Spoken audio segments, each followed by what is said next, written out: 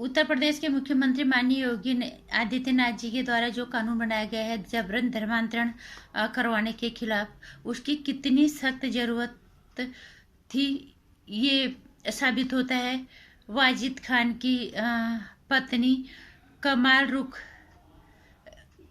की बातों से। ये साजिद और वाजिद खान संगीतकार जोड़ी है बॉलीवुड की, जिसमें से कि वाजिद खान जी का निधन हो गया था अभी हाल ही में।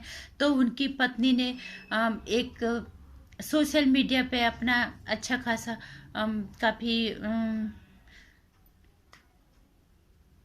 दुख भरा उन्होंने एक पोस्ट लिखा है, जिससे पता चलता है कि इस कानून की कितनी सख्त जरूरत है। ये सिर्फ उत्तर प्रदेश में नहीं, ये देश की हर राज्य में हर जगह इसको लागू होना चाहिए। जब बड़े नामी घरों में ये हो रहा है, जो लाइमलाइट में रहते हैं, जब वो अपनी जिम्मेदारी नहीं समझते, वो जब ये काम कर रहे हैं, तो छोटी मोटी जगह पे तो ये कितना होता होगा। कितनी सख्त जरूरत है इस कानून की, इससे पता चल रहा है। नमस्कार, स्वागत है आपका मेरे चैनल नंदिनी जो है, मैं हूँ नंदिनी। बॉलीवुड की संगीतकार जोड़ी साजिद और वाजिद खान में से एक जो है वाजिद खान जी, इनका निधन हो गया था जून में उनका स्वास्थ्य बिगड़ गया था, उनको भर्ती करवाया गया। 1 जून को उनका निधन हो गया। अभी उनकी पत्नी इस पीड़ा से बाहर भी नहीं निकली थी कि उनके ससुराल में उनका कहना है कि उन्हें जो है जबरन धर्म इस्लाम कबूलने के लिए कहा जा रहा है। ये कितना मतलब कितना शर्मनाक है और कितना बेहद ही अफसोसजनक है, इतना भेदभाव। उनका साफ कहना है कि मुझे अब कई तरह के भेदभाव का सामना करना पड़ा है, जो बेहद शर्मनाक है। और उन्होंने ये भी लिखा है कि उनकी और सबकी आंखें खोल देने वाली हैं। और और अभी तक हालांकि उनके ससुराल से कोई इस तरह की बात सामने नहीं आई है, लेकिन उन्होंने ये लिखा है कि हम जो थे कॉलेज, मैं पारसी थी और वो मुस्लिम थे, और हम कॉलेज स्वीट हार्ट के तरह ही थे। और अब उनके बचाव में कई लोग आए हैं, और सबसे जो मुखर रहने वाली अभिनेत्री हैं कंगना रनौत, जो हर गलत चीज़ के खिलाफ वो बोलती हैं। उन्होंने अब एक बात कही, उन्होंने कहा वो मेरे दोस्त की विधवा की पत्नी है। वाजिद खान उनके दोस्तों ने कहा मेरे दोस्त की विधवा है वाजिद खान की पत्नी ने सास ससुर पर उन्होंने उन पर जबरदस्ती जो है धर्म परिवर्तन का आरोप लगाया है। उन्होंने कहा कि वो उनके बहुत ही अच्छे दोस्त की विधवा है, उन्हें प्रताड़ित किया जा रहा है। और कंगना रनौत ने ये भी कहा है, उन्होंने कि उन्हें जबरदस्ती ससुराल में धर्म परिवर्तन के लिए प्रताड़ित किया जा रहा है। और मोदी जी से मैं पूछना चाहती हूँ कि अल्पसंख्यक जो ड्रामा सिंपैथी या ढोंग नहीं करते, दंगे नहीं करते, हम उनकी रक्षा कैसे करें। उनकी बात हमेशा नपी तुली होती है, और बिल्कुल सही बात उन्होंने की है कि जो लोग सीधे तरीके से रहते हैं, कोई दंगे नहीं करते, उनका पता भी नहीं चलता कि वो हमारे देश में अल्पसंख्यक के तौर पे वो लोग उनकी रक्षा हम कैसे करें। क्या उनकी रक्षा सरकार की जिम्मेदारी नहीं है? वो कुछ बोलेंगे नहीं तो क्या उनकी सरकार की उनके प्रति कोई जिम्मेदारी नहीं बनती है?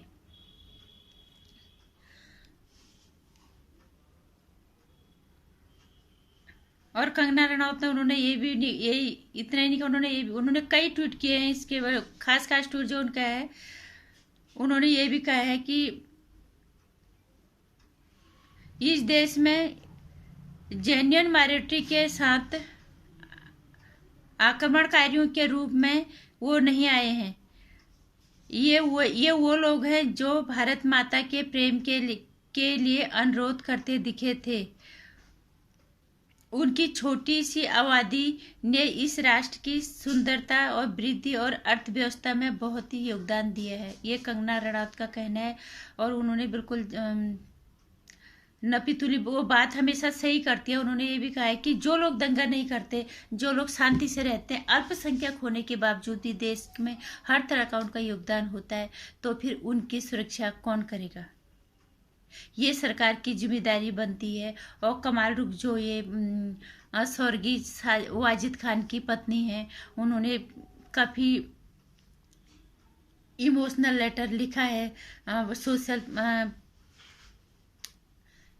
मीडिया पे और अपना अपना दर्द लोगों को बताया, अपनी तकलीफें उन्होंने बताई है कि जबरन उनसे धर्मांतरण करवाया जा रहा है, उन्हें कई तरह की दिक्कतों का सामना करना पड़ा है, भेदभाव उन्हें झेलना पड़ रहा है।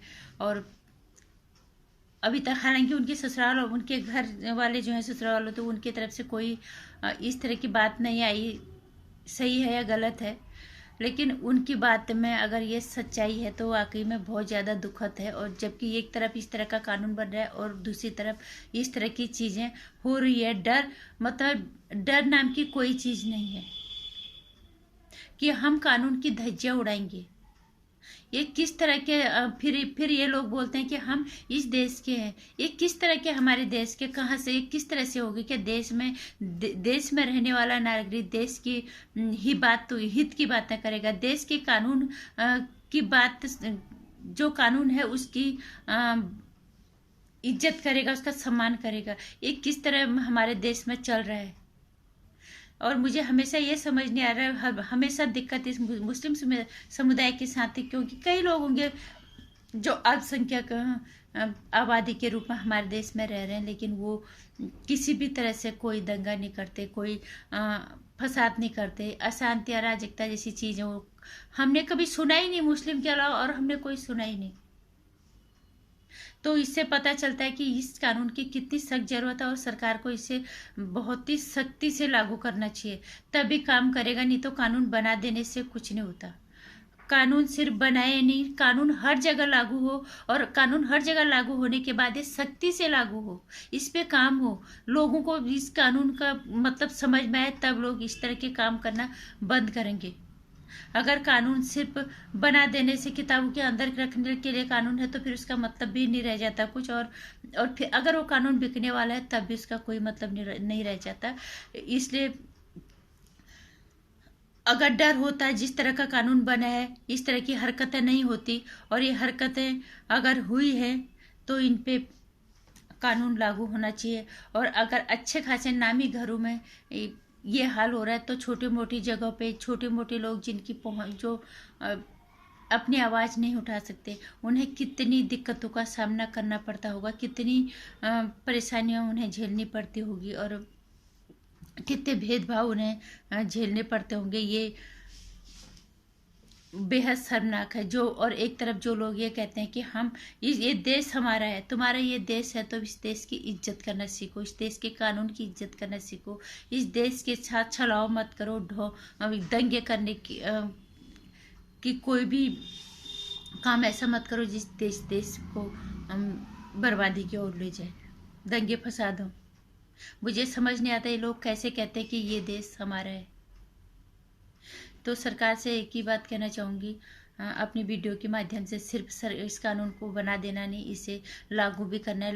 लागू ही नहीं करना, सख्ती के साथ, कड़ाई के साथ इसे लागू होना ही चाहिए, ताकि इस तरह की चीज़ें कल को सामने और ना आए, और लोगों को इसका फ़ायदा मिले इस कानून का, और कोई प्रताड़ित ना हो। नमस्कार। वीडियो को लाइक और शेयर करना, चैनल को सब्सक्राइब करना, आने वाली वीडियोज़ की जानकारी के लिए।